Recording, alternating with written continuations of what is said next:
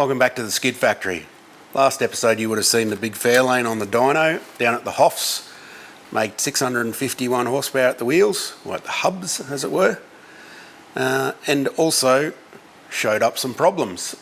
So on this episode we're going to address those problems and attempt to solve them before probably putting it back on the Dyno for a bit of tidying up.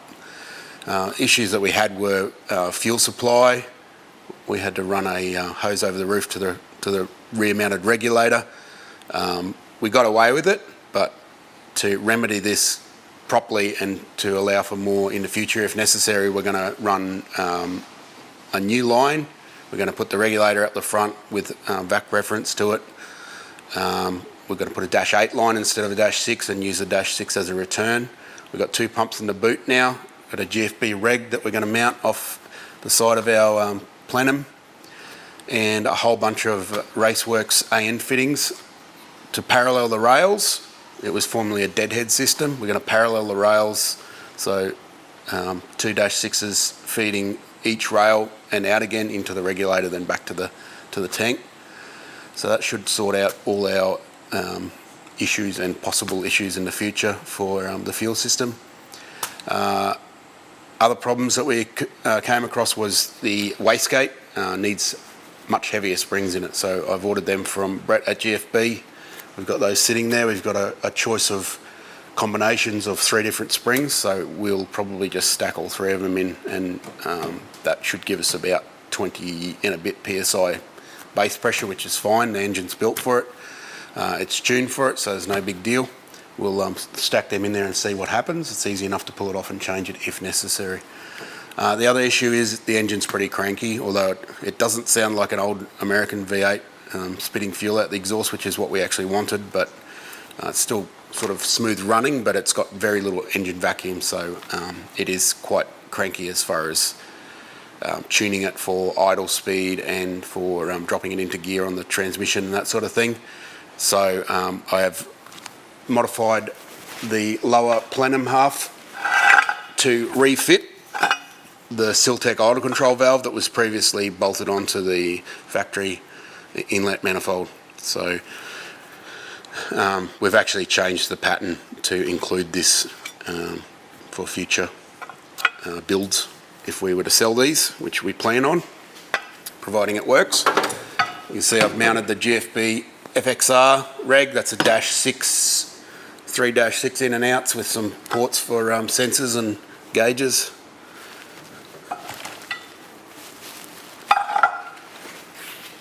We're also going to put a converter in it because it's just too tight, and putting it into gear is just not working with an 1100 RPM stall speed. We've got Mark got onto TCE down in Melbourne, and they are producing one for us at the moment. We hope to have it here soon. We're going to change the transmission cooler as well. We've got a cooler and fan combo off Golby's to do that. The current setup doesn't have a fan on it, and because it's underneath the car and with a big converter, it's going to create a lot of heat just even in general driving, so we need to have a fan cooled setup for it. So we've got a bit to do. I've started fiddling around with AN fittings to sort of, you can see I've paralleled the rails. This was previously where the one fuel line went into from the rear, that one. And it previously just had balance pipes on it as per factory, so we're going in and out of each now. -8, we've got to add a -8 line through and repurpose this one as the return. Replumb the back, replumb the front. There's tons of work to do. So pretty impressive that a -6 line made so much horsepower in my eyes. Yeah, well, -6 is actually quite big. It's 3/8, so under pressure. Must it just on the verge of? It's more to do with the vacuum reference keeping the fuel pressure up. So the pumps were able to supply, but without that back reference accounting for the boost pressure in the manifold, the pressure was just dropping way too much, and it only made a bit over 500, I think, before it was at 90-something% duty cycle. And a bit of crappy silicone hose over the roof into the regulator sorted it out, so we're going to future-proof it now. I kind of thought it might happen, but we basically didn't want to spend more money than required. Because someone does pay for all this stuff, don't think it's magically appears out of air. There's still a guy that owns the car that's paying for the parts. So I have to keep that in mind when we're building the car. Otherwise everything would just be... That's not how we roll. Let's get in, do some work.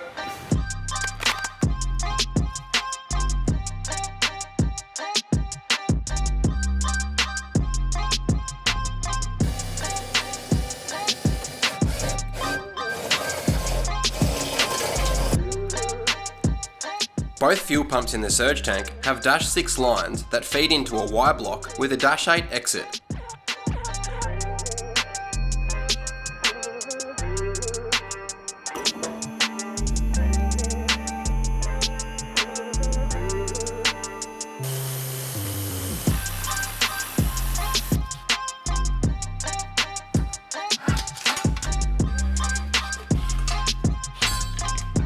The new line is then routed under the car to the engine bay via a new Raceworks serviceable fuel filter.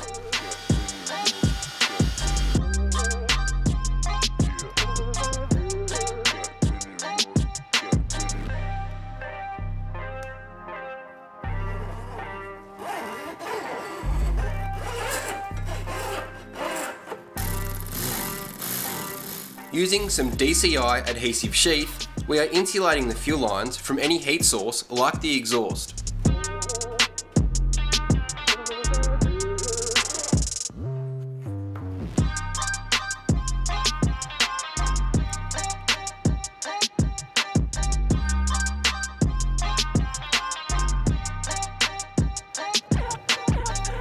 Another Y block is used at the front of the car to return the -8 feed back into twin -6 lines so the fuel rails can be supplied in parallel. The rails then feed into the Go Fast Bits FXR fuel pressure regulator and back into a -6 return line all the way to the surge tank.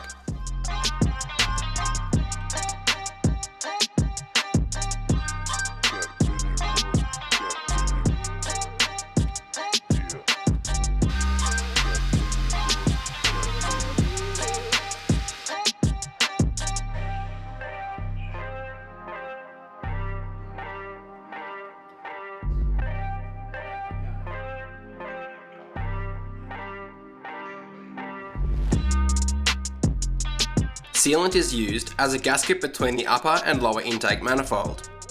A minor amount under the bolt head helps to arrest the bolt against vibrations. Thread locker is also applied to the threads as a bolt coming loose within the intake manifold has the potential to ruin an engine.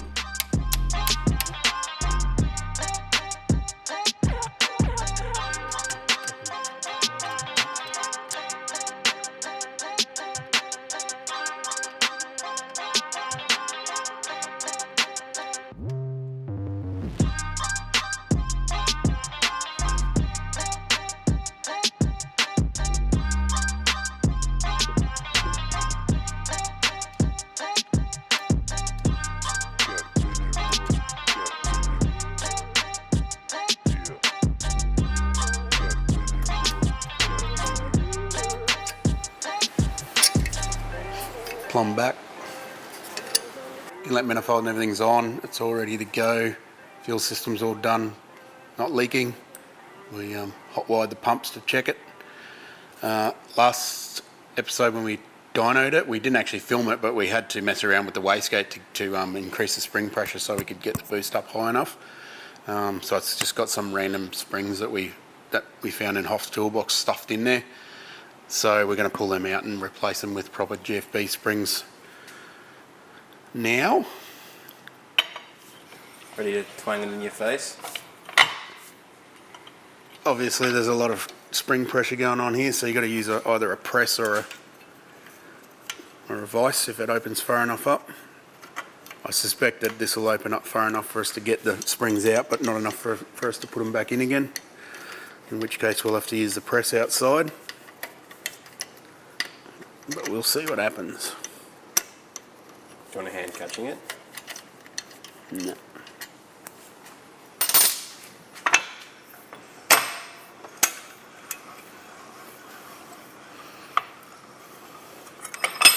Here, dog. That's the GFB spring. It's rated to about 13, I think, on the X50. And we've just stuffed some random other ones that we don't know what they're off in there. It did the job. I think it increased it to enough. I don't know exactly what it was. If you've never seen what's inside a wastegate before, GFB design is fairly typical of modern designs. It's got your valve here, the seat, which slides in there. So it's a poppet valve, kind of like an engine valve, but instead of opening that way, it opens that way. That's the valve seat that it seals on. And when you put it onto the weld on your exhaust manifold, that all fits together and clamps it and gives you a good seal. You got your diaphragm here connected to this that opens up the valve and lets the gas out. Bottom port, that's your crucial port. It's got to be used. That's connected to your boost pressure source, which is normally taken pre-throttle body.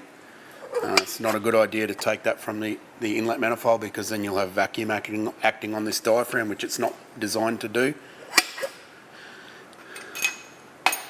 Then you have your springs. So these are your control springs that are setting your base pressure that is required here for this to open, is set by these springs.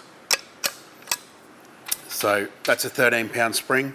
Didn't go to 13 on the 1UZ, and the reason for that is because there's pressure acting on here. Your exhaust manifold pressure, or your drive pressure, or EMAP they call it if they're monitoring it on a ECU. That pressure acting on there takes away from that pressure. So this manifold design is very, very tight to fit in the car. So, and it's also a very small turbo for the application, so it's got a fair bit of drive pressure going on. So the 13 psi turns into 9-pound base pressure. So we've got to account for that. And as that horsepower goes up, that drive pressure is going to increase. And it isn't ideal to have high drive pressure. It's bad for the engine and bad for everything really, but it is what it is. You need to put a bigger turbo on it. Possibly the exhaust manifolds are causing pressure, but I'd say it'd be more the turbo itself. It's not that big a turbo. It's just has a pretty good output for the size of it.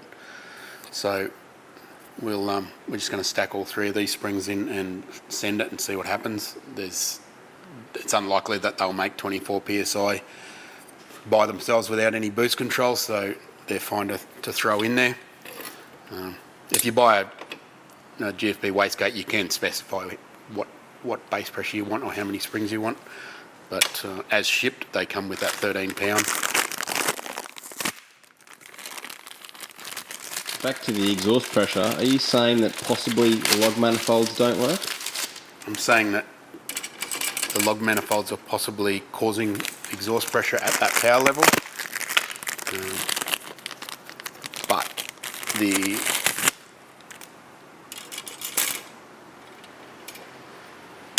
Look at my face, dude. I'm trying to answer the question. I'm just trying to troll you. So you've got on this vehicle 36mm exhaust ports and outlets into a larger, probably 44mm ID manifolding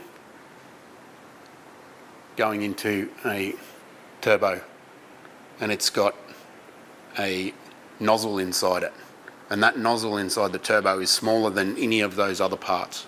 So what's causing the exhaust pressure? That's the thing with turbos, is the turbo nozzle in the turbine housing is always the smallest point. So if you're getting restriction, it's probably from that, not from your exhaust manifolding. Our Vice is clearly superior to the Hoffs because he couldn't do this.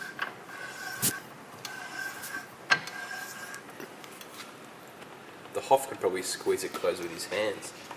Is that what you end up doing? We put it in his press.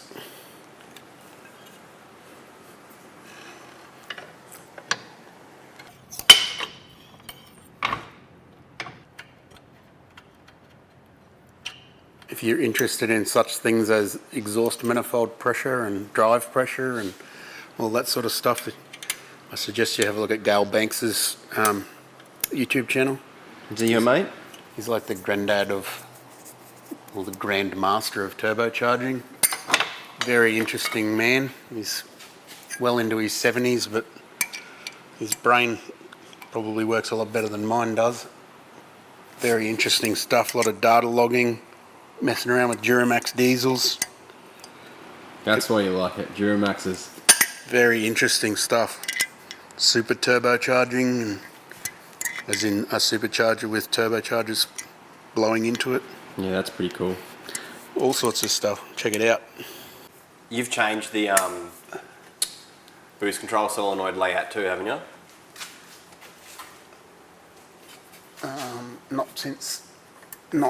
We changed that in the dyno. Are you leaving it like that? Yep. Yep. That's the way it should have been anyway. Just about finished in the engine bay. I just plumbed up the wastegate to boost control valve connections.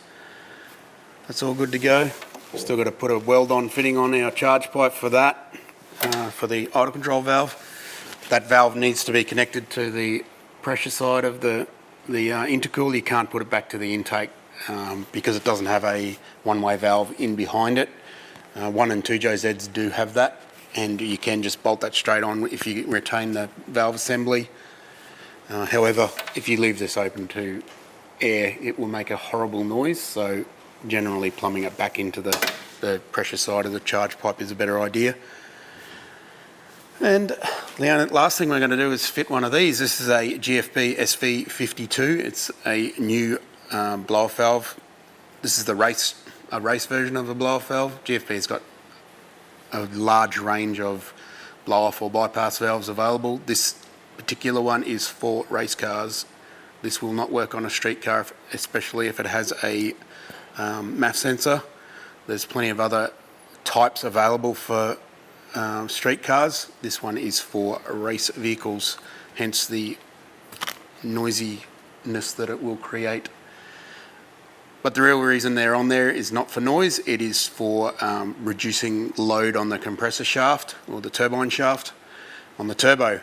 I normally don't bother fitting them unless they're required, just because it's more stuff to buy and weld on. But in this case, this turbo sounds like it needs it when it's on the dyno running like 24 pound. We'll probably put a bit more into it yet. It's the compressor reversion noise when the throttle's shut at full noise is intense, and it sounds like it's going to break a shaft. So we've decided we're going to relieve that with one of these. That's what they're for.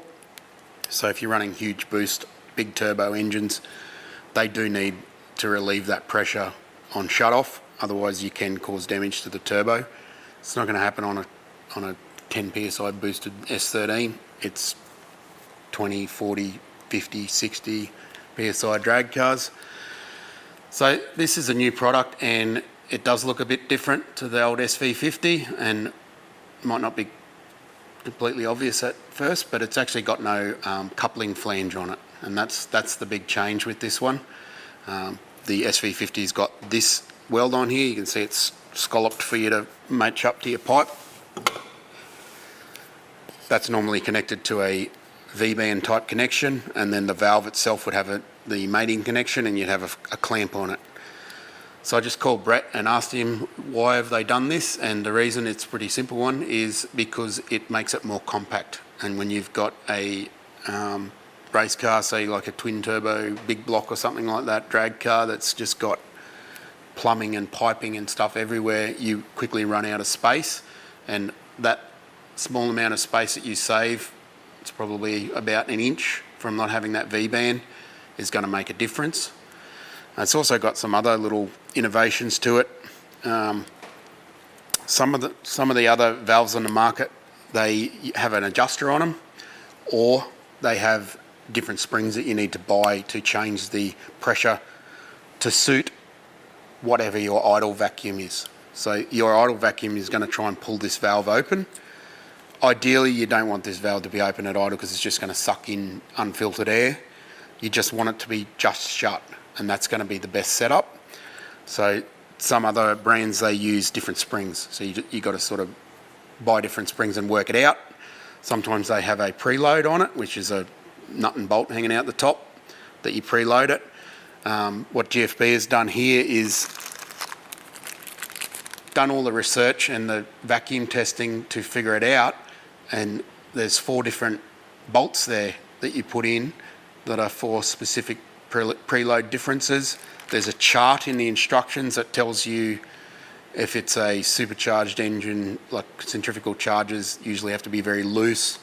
If it's got X amount of manifold vacuum at idle, this has got very little. It's about 5 to 8 inches of mercury, which is not much. That's why it has to idle so fast. Right down to 20 inches, which is probably the most you'll ever get on an engine. So you use a different bolt for the different application. Stick it in. You don't have a big bolt hanging out the top. Again, this is a space issue.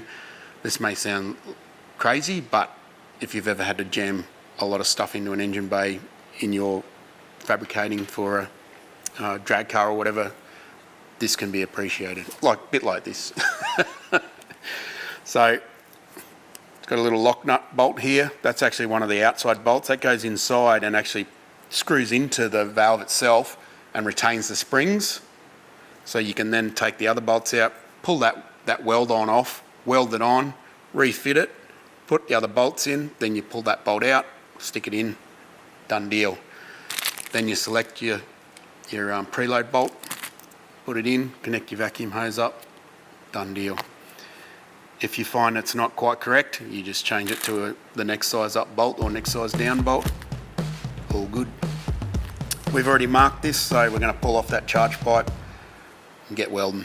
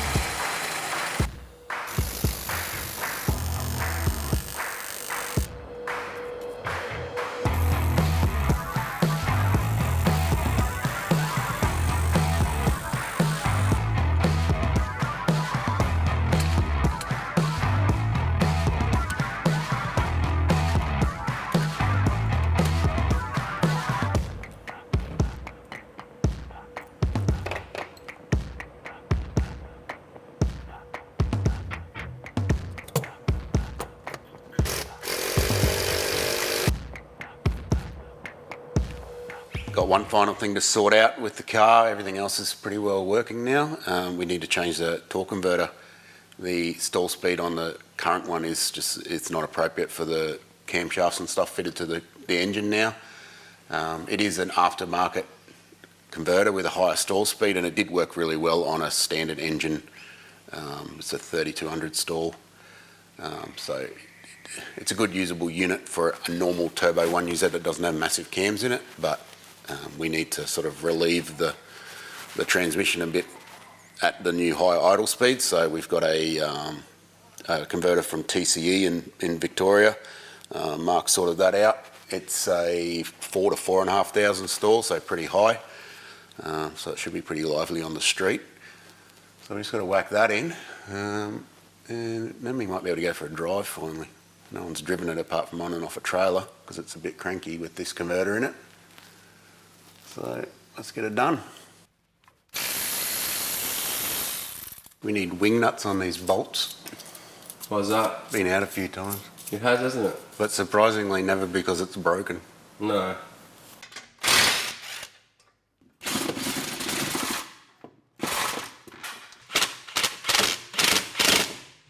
Jack.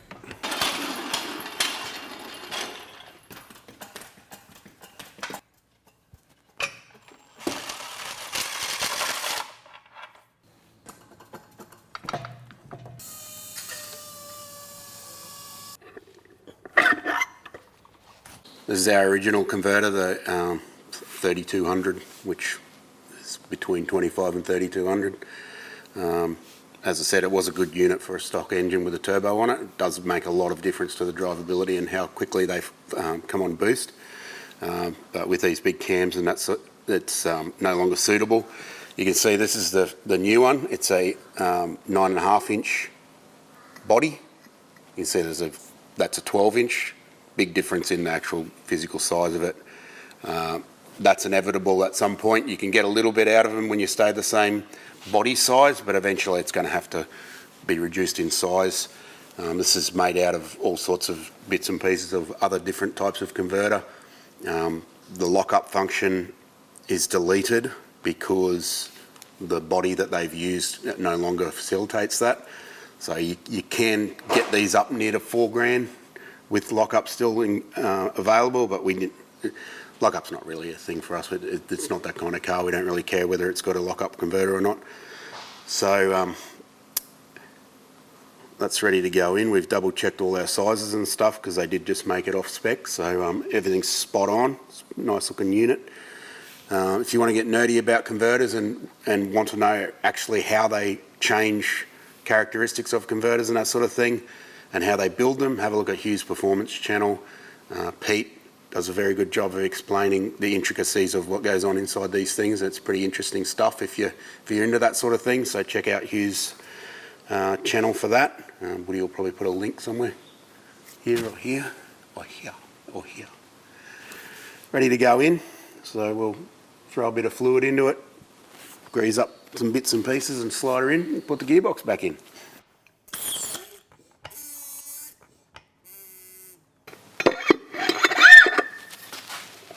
We've also done a quick tech on how to install your torque converter correctly and how to measure your stack height. Stack height? What's the word? Not stack height. Not setback. Setback. It's in? It's in. It's always good practice to measure this, no matter how many times you've done this, how good you think you are. We just put that converter in and it sounded like it was home just by the sound, and it wasn't. So I measured it and that's how we knew. And then we messed around with it and got it to engage the pump, and now it's right. But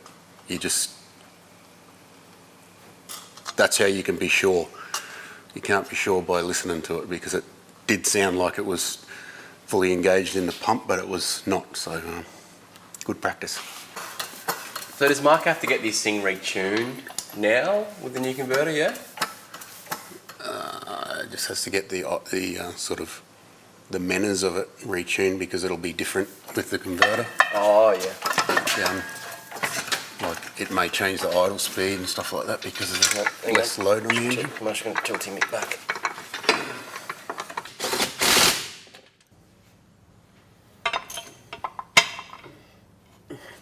Last job on the list was to replace the transcooler that we had in there with one that has got a fan on it. I got this from Golby's. It's a pretty big unit. It's got a SPAL fan built into the top of it. Just had to wire it up. I've reused the old relay and fuse setup that's in the fuse box that was running the single fuel pump in the back. We replaced all that with new wiring in the boot.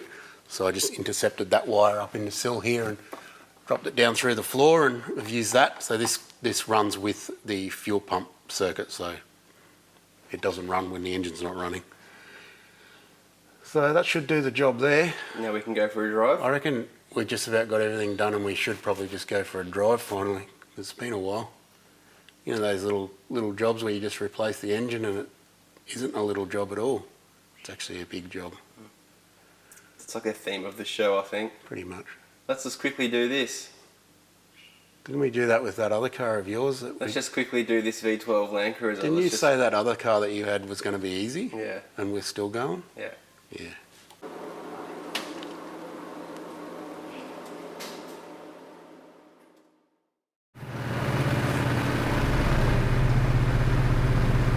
Well, we went to go for a drive yesterday and it actually started pissing down with the rain. So, take two, here we are. And we've already run into some problems, Alan. Yeah, we already popped off the right angle hose onto the throttle body. First time it came on to hard boost. And because we're mechanics, we don't take spanners or anything with us. So The Challenger's full of tools, bro. yeah, it's also full of stinking undies. Just heading into Super Cheap now to buy a spanner or something. 10 mil. Yeah. Is it 10 or 11 mil? 10, I think. Shifting spanner. I don't know. Maybe we just leave it with Mark.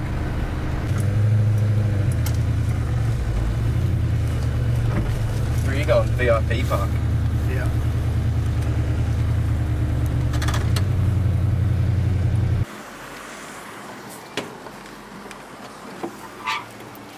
Stupid T-bolt clamps. I told you to fix it when it blew off the first time, but you didn't listen to me. You tell me shit. Might have to Did it fix smash it. the bonnet? Nah, just put it like that.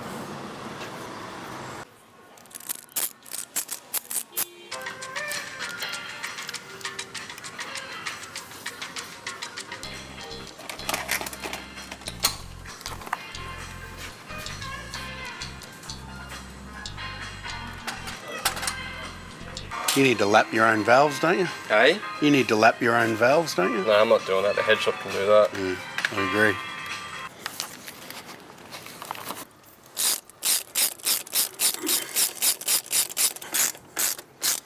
Hey, Alan. Random question. You're seeing how you're flexing. Can you please show us your tattoo to keep the comments at bay?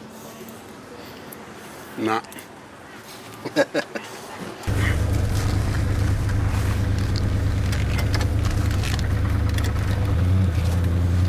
Where to now? Just go for a hot lap?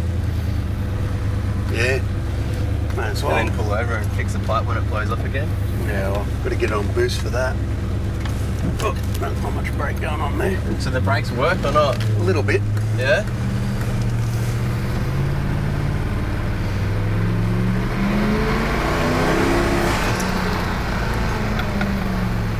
That didn't just come off then, did it? No. You know about when it pops off.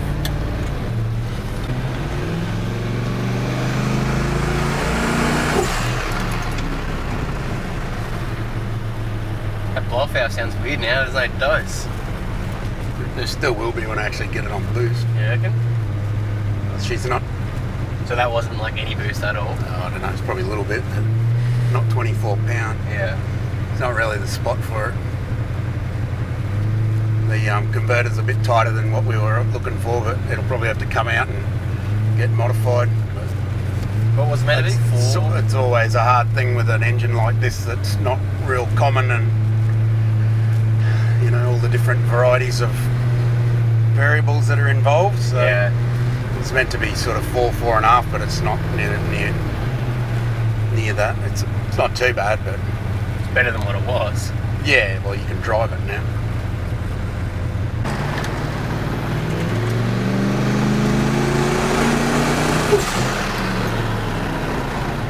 Where to, bruh? I don't know. You be the boss. Isn't it funny how you got an old car, you always wave to someone. It's like the bike wave. You're on a bike, you always wave to someone else. You do that when you got a caravan as well. So Mark's got to take the car back down to the Hoff to get touch up, tune, I suppose, It's got to sort out some of its road manners and stuff that wasn't worth doing beforehand. while it had calm love. We knew we had to come back. We had to change the fuel on to a dash 8 feed. We knew that the converter had to be changed, so we knew we were going to go back. By the time the Hoff was done with it, it was a long day. We just said, hey, let's go home. But all in all, the rebuild went good, I think. No mishaps. Really? The intake manifold, if you are keen to purchase it for yourself, it is available. Send us a message on Facebook would be easiest. Facebook or email would be the best.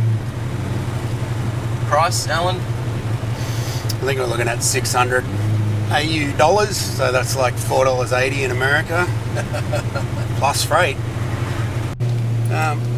It's good with this thing is that because we've kept the compression ratio up, actually increased it, the cruising manners like what we're doing now is fine. It's I think it is laggier than before, but I can't really remember. I think Mark would know better. The turbo is bigger, and it's got massive cams and stuff in it, so it's... You haven't really given it a boot for yet, though. Well, because we're in the middle of town, and it's... You don't want to get It arrested. doesn't have much brake vacuum.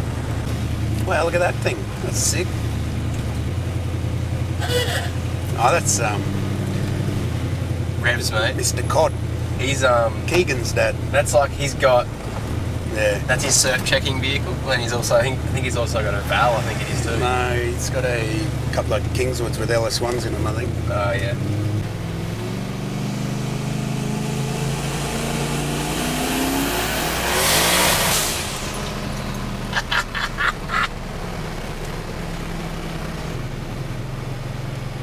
Well, that's going to be a problem, isn't it?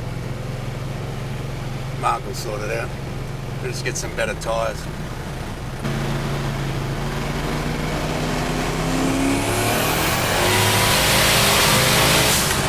Holy dude!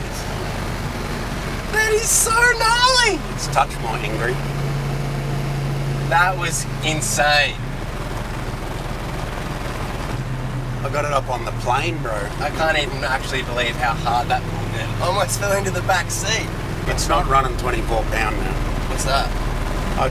Wastegate, because I put new springs in the gate, I've disconnected the boost control until it goes back on the dyno.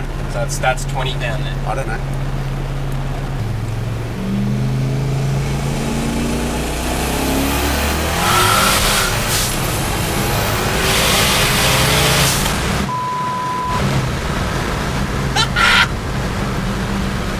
That is so intense. And it revs. It just keeps on going. I don't know how far it revved, but got to 22 PSI. It doesn't stop. Like, I don't know, when it was old, it used to be like you'd be out of gear into the next gear. That was so insane, man. Mark's going to be happy. Oh my goodness. That's cool that it holds traction too, though. Well, sort of, That except for wasn't- when we went across that Well, road. yeah. Was that like flat knucker to the floor? Oh, yeah, I don't know. Yeah. It's too busy trying to keep the what do you call it? The bow. Keep the bow to the Into the wind. starboard. Can you like put into third and rev it instead of going from second? Like just instead of stalling it up.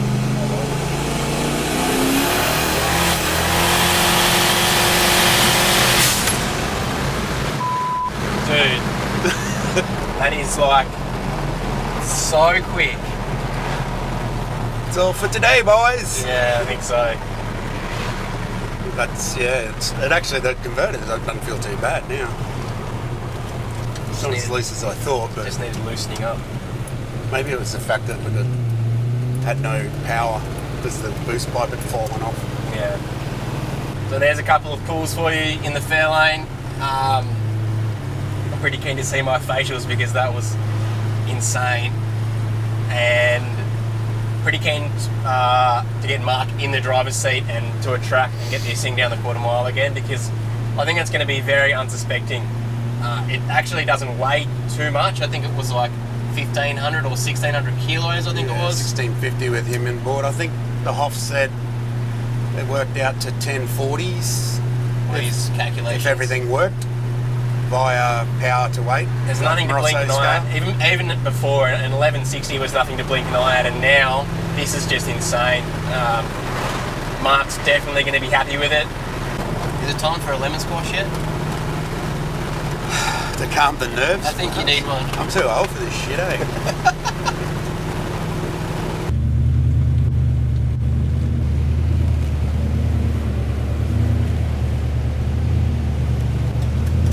I reckon that's us done with the Fairlane.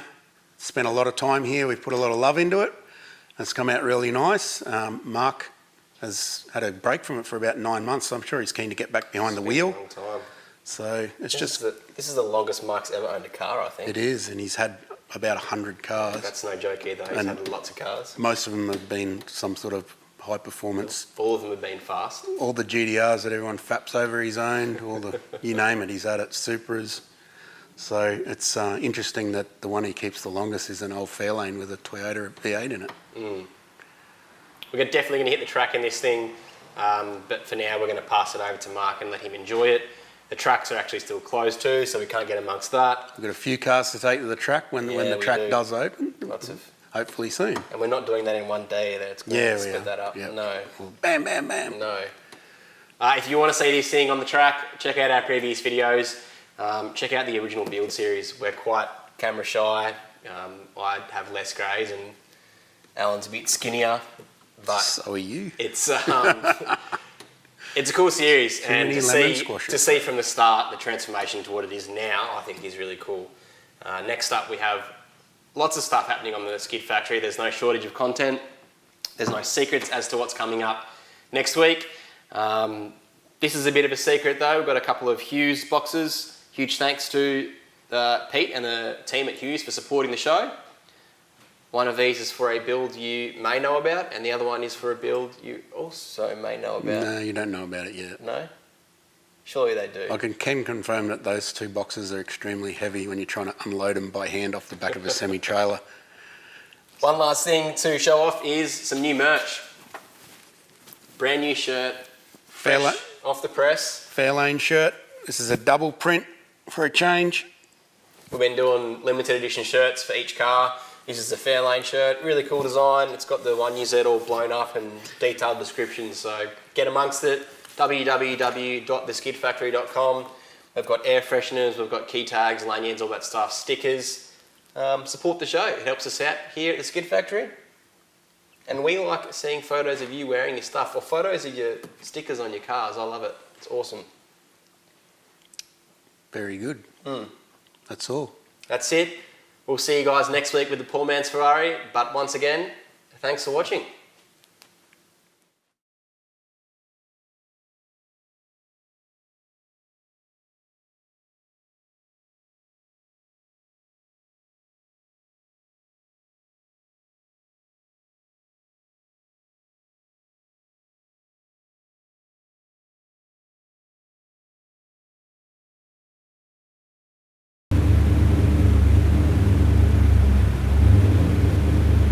You know how I meant to give me warning?